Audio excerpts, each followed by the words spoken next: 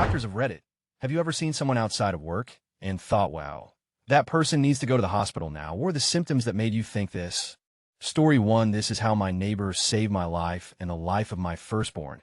She's a nurse. I was pregnant. We were at her house for dinner. 2 days before ID, had a healthy 28-week checkup. She looked at me, said I didn't look right, took my blood pressure, told me to see my DRSAP. I was reluctant to do so. BC, I had just had a healthy checkup, but I did. I was sent straight to the hospital with severe preeclampsia. My BP was up to 220,180. The nurses checked it with 3 different machines and manually because they were so astonished. C-section to rescue my son, whose vitals were dipping. I was in the hospital 2 weeks recovering. My son was in for 2 months. We are both healthy today. We could have both died without her intervention. Edit, the neighbor nurse said I looked pale and tired and just not right. Story 2, my mother was in remission for breast cancer, but was having severe headaches and other symptoms. She went to her regular oncologist office. They checked her out, said that her calcium levels were slightly elevated, but that she should just take some painkillers and head home. Fortunately, she had been planning to visit a friend in Rochester, Minnesota, over the weekend. Given how bad she was feeling, she called her friend and said, "I can't make it." During this conversation, she mentioned her calcium level as being the only thing wrong with her that the doctors could find. By pure luck, the friend she was going to see had taken a job in an oncologist's office at the Mayo Clinic 1 week before this. Her boss, the oncologist, was walking through the office as she hung up the phone and asked her what the call was about. My mother's friend explained that her plans had been canceled for the weekend because my mother was ill. And then she offhandedly mentioned my mother's calcium level. Apparently, the oncologist's face literally turned white as soon as he heard the number. She needs to get to an emergency room now. She's a 0, 1, or 0, 2 mgdl away from falling into a coma and dying, and he was right. My mother's hometown doctors had sent her home to die because they were apparently too incompetent to recognize deadly hypercalcemia when they saw it. Thanks to this improbable chain of events, I was able to rush my mother to the emergency room, where she was able to get the calcium flushed out of her system. The breast cancer had moved into her bones and was leaching the calcium into her blood. Edit, several people have asked what happened next. The calcium was flushed from her system, and she went on aromatase inhibitors that arrested the cancer. There was also some other drug that helped prevent the calcium from leaching. A few years later, however, the cancer was still on the move, and she developed tumors in her uterus and intestinal tract. She died this past February, but I cherish the extra time that my brother and I had with her. She was able to attend both of our weddings. And if you're a fan of the mystery author Margaret Fraser, then you have 4 or 5 extra books to enjoy because of all this. And if you're not a fan, you should be unbiased, of course, but she also won awards, so my bias gets objectively reinforced. Story 3, nurse practitioner. I once saved a man who was having a heart attack. He had been driving the car in front of me and was driving very poorly. So I passed to take a look at him and give him the "what the is your problem" face. But as I did, I saw immediately that something was wrong. About that time, his car pulled off the road and stopped. I stopped and got out to see what was going on and call 911. I helped him out of the car and got him sitting down in the grass talking, getting information, and after a few minutes, he suddenly slumped over. No pulse. I laid him down and started CPR. Thankfully, the ambulance arrived a minute or 2 later.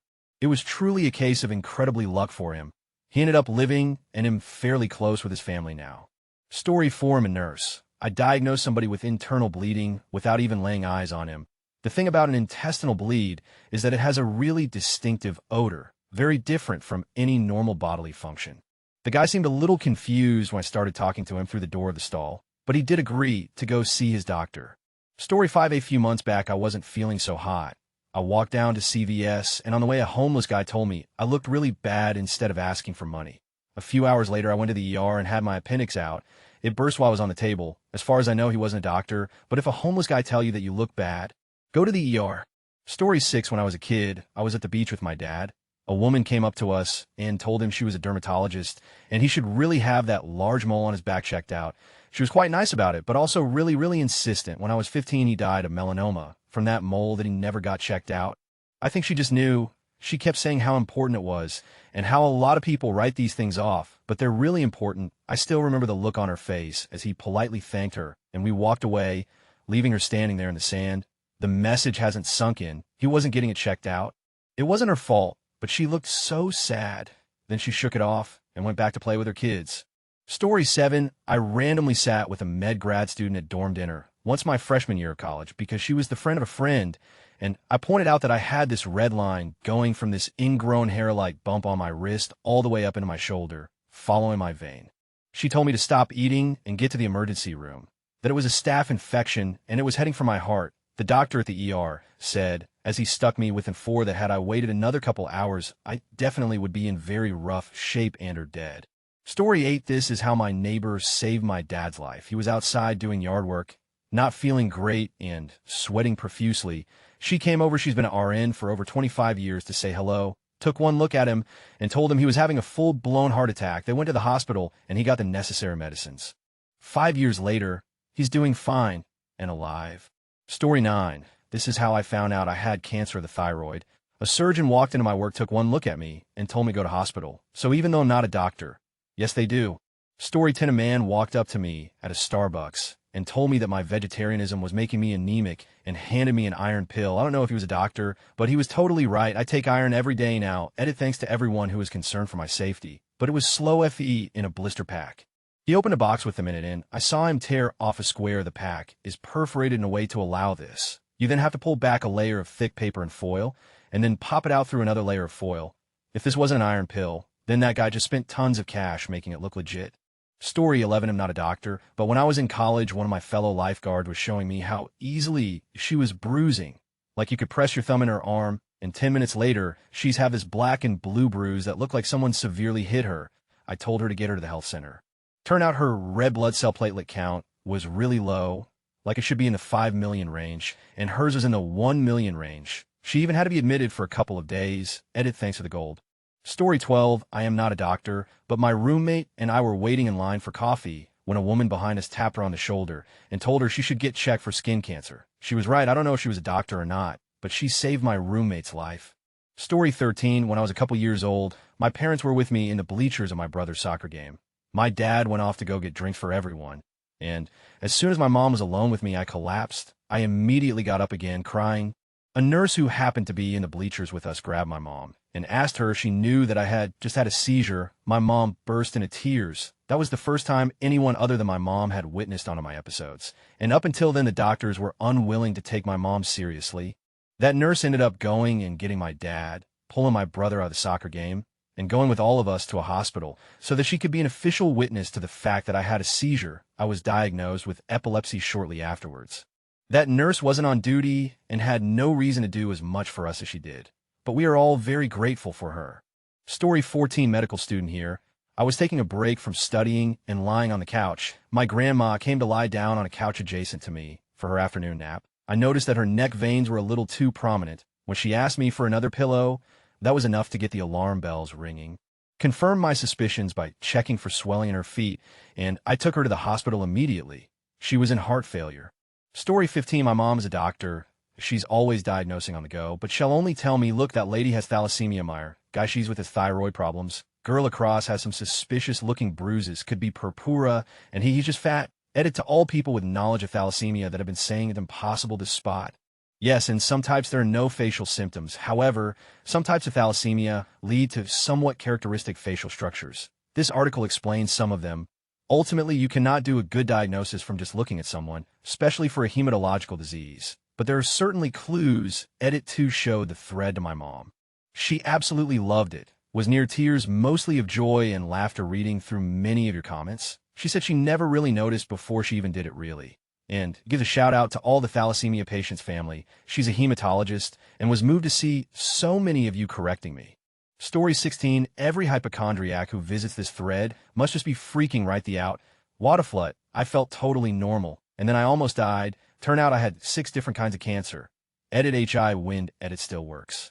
Story 17. I'm a doctor, but this is actually from a doctor friend of mine who is also a bodybuilder at the gym today. And a couple guys are talking, yo, should I check out a doctor? I was lifting a few days ago, and now my arm is all bruised and swollen. I look over, and this guy has a large bruise over the back of his arm. His triceps is hanging loose with a giant gap where it was supposed to attach. In a few words, I let him know, yo, bro, doctor, now, Jim, no. Edit, for people who are wondering what this might have looked like, I found an example online.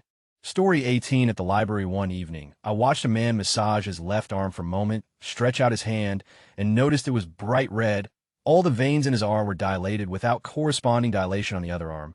Walked up and asked him if that happens a lot, every now and then. He said, I told him I was a doctor, and if I could do a simple test with his Risatson sign. Did it Radial pulse was obliterated. Told him to talk with his doctor about thoracic outlet syndrome.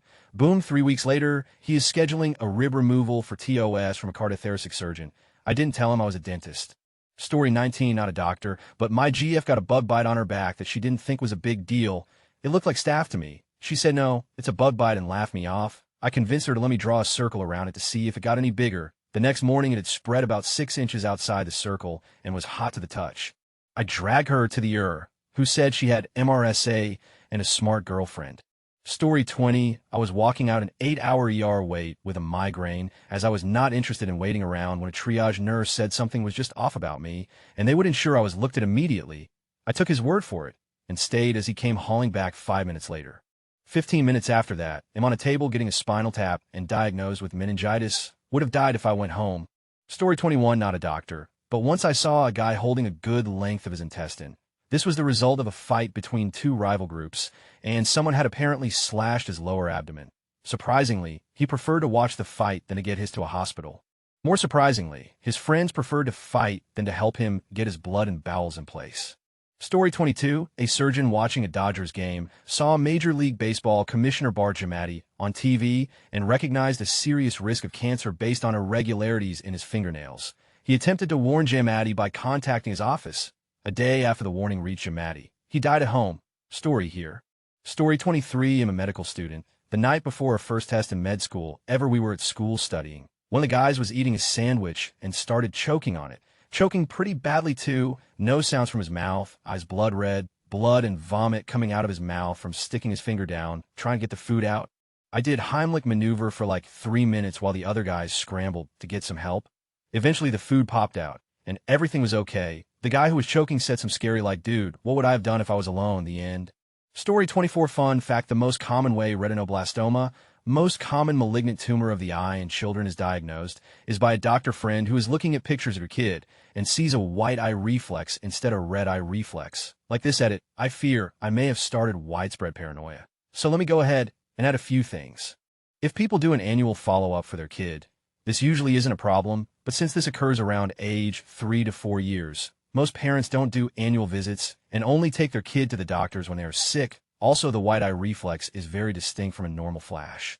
Usually the parent will think, look how big and shiny and beautiful my son/daughter's eye looks. Also, like someone mentioned below, it usually starts in one eye, but may spread to both eyes. If you haven't had any problems with vision or any focal neurological deficits by now, I'm assuming you guys are all at least 12. Retinoblastoma is highly unlikely to be the cause of your ghost eyes.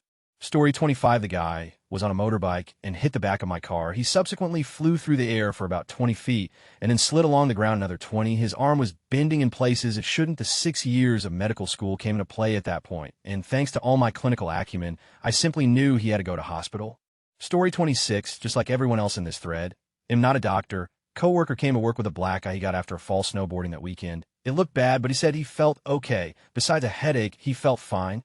A couple of hours later, he asked me, why does it smell like pennies? I said, like a metallic smell, like your hands after you handle a lot of change. He said, yes, exactly. I asked him if he had a nosebleed when he fell. He said, yes. I told him blood is seeping into your throat more than 24 hours after the accident. Go to the hospital right now.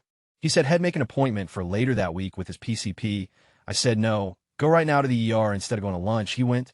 He had a suborbital fracture that was slowly bleeding into his sinus cavity, and the ER doc said the escape path for the blood was just about to swell shut, which would have quickly put a bunch of pressure on his left eyeball and probably blind him in that eye. Later, he asked me how I knew. A few months before ID had 4 wisdom teeth pulled, and the blood seeping down my throat smelled just like pennies. Story 27, in my university, there's this one guy whose skin is just yellow, like the yellow on top of this page right now. It has been like this for like 2 semesters, and every time I see him, I just have to think, dude, go see a doctor. How can you even still be alive? Edit, he is not Asian at all. Edit 2, or as yellow as the subreddit background, which is seen at the top. Story 28, I was at a gym and noticed a guy on an elliptical that didn't look right. His face looked very sickly with streaks of purple. I stopped him and told him he needed to go to the ER, and I went up at the front desk to let the staff know. A month later, I walked into the gym and the fitness director stops me. Turns out his blood pressure was through the roof and he was dangerously close to having a stroke. I guess his doctor said I saved his life. Story 29, oh yay, I get to tell this. I was in the front row at a concert with a locally known bluegrass band. probably 600 in the audience. Suddenly, in the middle of a song, one of the fiddle players throws her fiddle aside and leaps from the stage in the crowd. She then starts beating on this guy's chest with both fists clenched. People try to wrench her away from the guy. I figured he was her ex or something, but the lead singer spoke in a microphone that the woman was a certified RN, and could everyone please make room while she was performing CPR. Turns out she had seen him turn blue and faint while standing. She knew there were only seconds left before the guy died. He's still alive and works at my local post office. Story 30. My mom was showing our house to some potential buyers who were doctors and also knew a close family friend of ours. After showing, the doctors told our close family friend, who was also in medical field, that our mom should go to the hospital to get checks done to see if she had multiple sclerosis. Turned out that sadly she did have multiple sclerosis, but our close family friend was there with mom when she had appointments and stuff. Story 31. My husband isn't a doctor, but he is an orthotist and prosthetist. He often watches people's walk and can usually guess a diagnosis just by watching someone's gait, and tells me what orthotic they would need. He also looks at babies' heads because he makes cranial remolding helmets. He does usually go up to the parents in those cases. Edit, because even after all these years, I still can't spell correctly what my husband does. SMH. No, he's not a prostitute. Story 32. When I was younger and at camp, I saw this fellow camper who didn't look well. He was slurring his speech and could barely stand. I told him I would walk him wherever he was going so he wouldn't have to go alone. He passed out, broke his nose, and stopped breathing. I had just taken a CPR course, so I gave him rescue breathing, and he was okay. He had severe dehydration, and the on the head stopped him from breathing for a bit. Epilogue: walking down the street a year later, and this kid, I don't know, comes up to me. He said he can remember my yellow running shoes and asked if and the shoes I was wearing ever went to that camp. It was the dehydrated boy. Thanked me for helping him out. Story 33. My father's life was saved in this way. 10 years ago, he caught what he thought was a bad case of the flu. His mother came over to help take care of him and kept trying to get him to drink this sickly sweet Persian drink that's supposed to help with illness. So my father was involuntarily chugging sugar water when my uncle, a doctor who had come to our house to say hello, took one look at my dad and sent him to the hospital. My dad found out at the hospital that he had type 2 diabetes. Edit: apparently you can't contract diabetes. Story 34. I'm an RN, and after my friend posted a video of her baby having some weird spasms, I told her it could be Sandifer syndrome due to reflux. I was right. Story 35. I diagnosed a friend's ectopic pregnancy before she went to her new doctor twice in 3 days for OB visits and complaining of ectopic pregnancy symptoms. Talked her into going to my doc as a new patient and had to talk to the person making appointments to get her in ASAP after my friend was given an appointment several weeks out. It was ectopic, requiring surgery. Diagnosed same friend's second ectopic pregnancy, even easier the second time, and when she went for ultrasound, there was indeed an ectopic pregnancy and won her oldest child in the right place. She went from the really experienced ultrasound tech to a very young OBGYN who said that ultrasound techs sometimes don't know what they're seeing, and there couldn't be an ectopic pregnancy and a normal pregnancy because he had never seen that. Well, he was wrong. My friend had surgery again, survived it all. And though she has some residual post-surgical problems, she has 3 daughters. Edit: not a doctor, and I diagnosed her before she went to her doctor. He said nothing was wrong, so I talked her into going to my doctor. Story 36. You can tell a lot about people's health status by looking at them. Acanthosis nigricans is a telltale sign of diabetes. Jaundice is a sign of poor liver function. Edema, shortness of breath with exertion, is a sign of a CHF exacerbation. Goiter for poor thyroid function, etc., etc. I'm going to walk up to someone in the supermarket and say, hey, you got some fat ankles, put down the hamburger helper and go see your doc. If only social norms would allow it. So people take terrible care of themselves and usually just call the ambulance when they start feeling bad enough. Just my experience, though. Edit 1. Yes. Acanthosis nigricans can point to a number of health conditions, and sometimes it's idiopathic, not usually. Anyways, when medical professionals see it, their first thought is diabetes. So please, take it with a grain of salt. Edit 2. The best medical advice I can give anyone, as stated below, do not get your medical advice from Reddit. Edit 3 gold. Oh, swoon, thank you, Edit, for I got to go to work now and take care of all the aforementioned people. And then some. Stay healthy, my friends.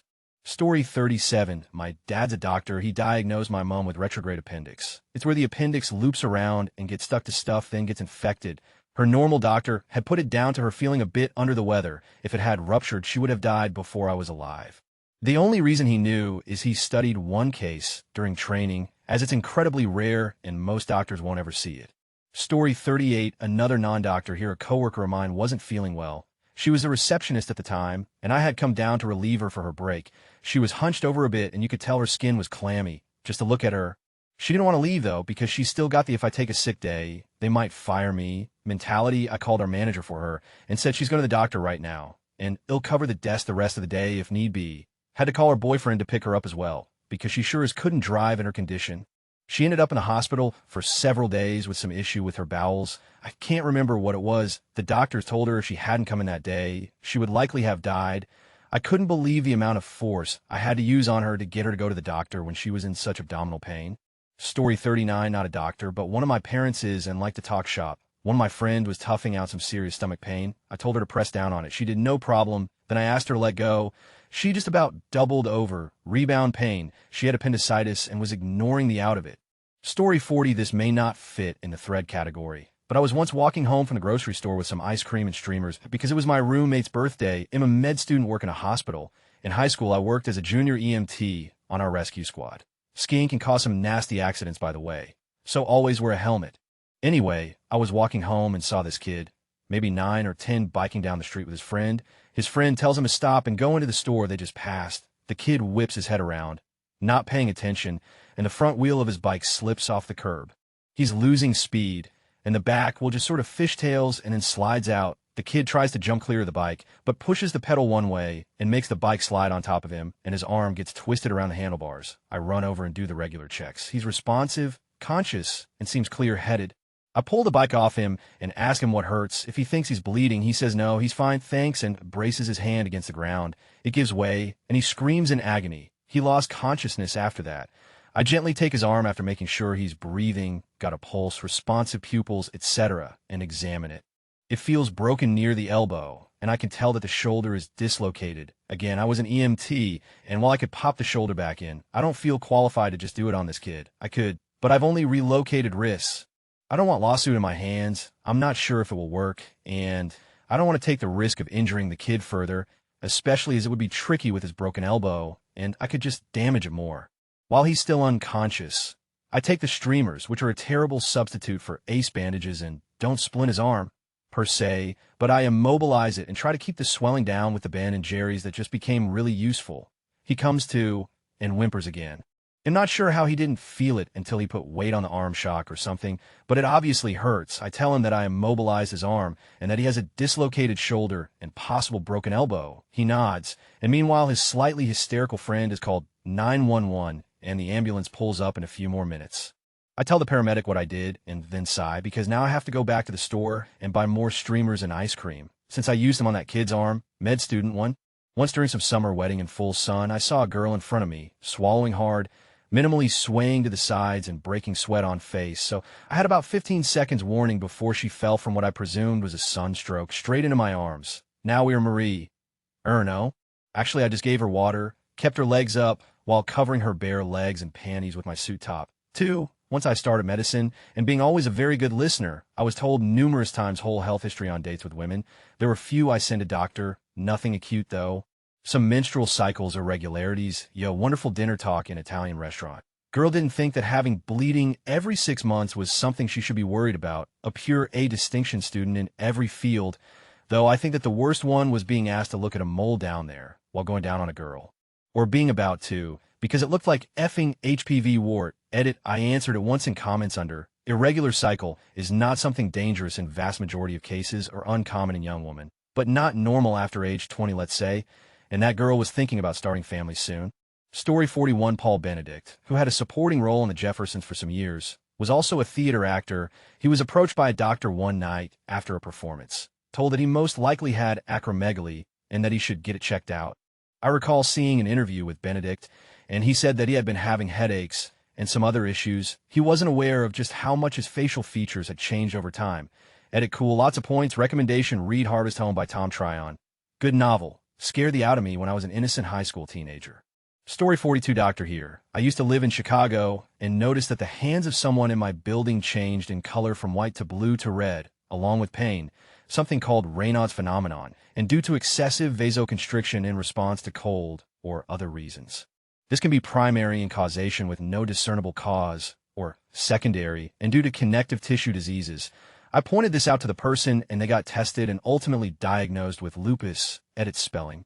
Story 43, not a doctor, but when my coworker was complaining about the bat problem in our restaurant, I knew she needed to get some help for her drug problem immediately. Story 44, lowly unqualified healthcare assistant.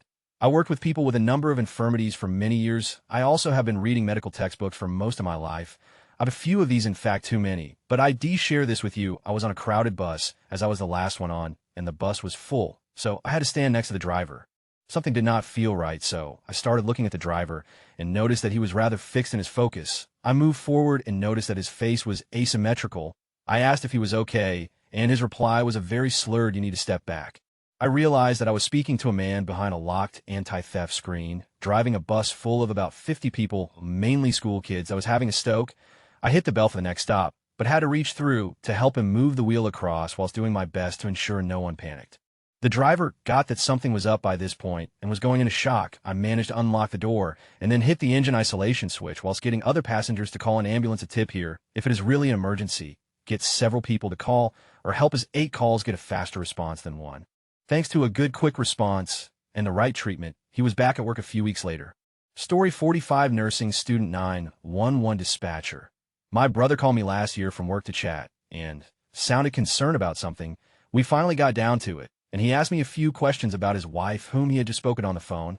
He said she was exhausted and disoriented in bed at 11 a.m., normally up at 6 a.m. with the kids, and that her tongue was bleeding. Alarms were already going off in my head, so I asked more. He was hesitant and embarrassed to tell me that she had also wet the bed. She was going to drive to the doctor with the kids or wait until the next day to visit the doctor. I told him she absolutely should not drive and should call an ambulance immediately, even if they request one without lights and sirens. I suspected a seizure.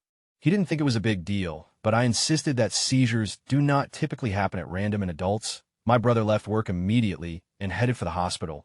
En route to the hospital, she had another seizure in the back of the ambulance. That afternoon, he called me back to say they found an inoperable brain tumor.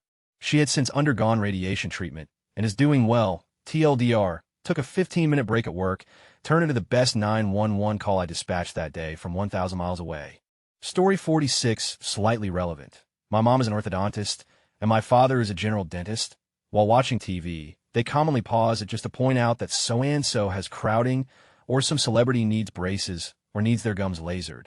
It's a very common thing to hear, but my friends always give me this look when it happens, so I'll assume it isn't too normal. Story 47, not a doctor, but an ex-pharmacist friend of mine. I went to work and was feeling like, but had previously had a doctor tell me I had the flu and just to dose up on paracetamol. I went to work 3 days later because of a meeting, and my mate was like, "Get to the hospital now." I hadn't looked at myself in the mirror for a couple days because I felt like, and apparently was bright, and I mean almost Simpsons level yellow, jaundice. Turns out I had monoglandular fever here in Australia and was pretty close to liver failure because of the paracetamol. That trip to work likely saved my life. Story 48, my dad is a PA and was on call last weekend. He got a call for a patient complaining of slurred speech and forgetfulness. He told them to go to the ER. Bows, they were having a stroke. Story 49, I'm not a doctor, but I have witnessed these issues. My aunt was saved by a customer, if hers, a longtime customer at her store. A doctor said she looked off. My aunt said she just had a checkup and was fine, just achy and tired from breaking her hip a few months back. He asked her a couple of questions, wrote a note, and said, "Ask your doctor to do these tests." He did and found out she had bone cancer. My father-in-law went to ER, and the attending doctor said he had food poisoning. He started talking to a random doctor in elevator at garage who said to him that he sounded a little slurry and said that he should get a CT scan. So he escorted him back to ER and ordered a CT scan. He had suffered a minor stroke. Last story because it relates. My mom went to ER because she was not feeling well. The hospital diagnosed her with dehydration. I spoke with her on the phone and noticed her voice was off and asked if she had a CT scan because of what happened to my father-in-law. She said no. I made my sister take her back to ER and demand CT scan. They reluctantly did, and they found a brain tumor.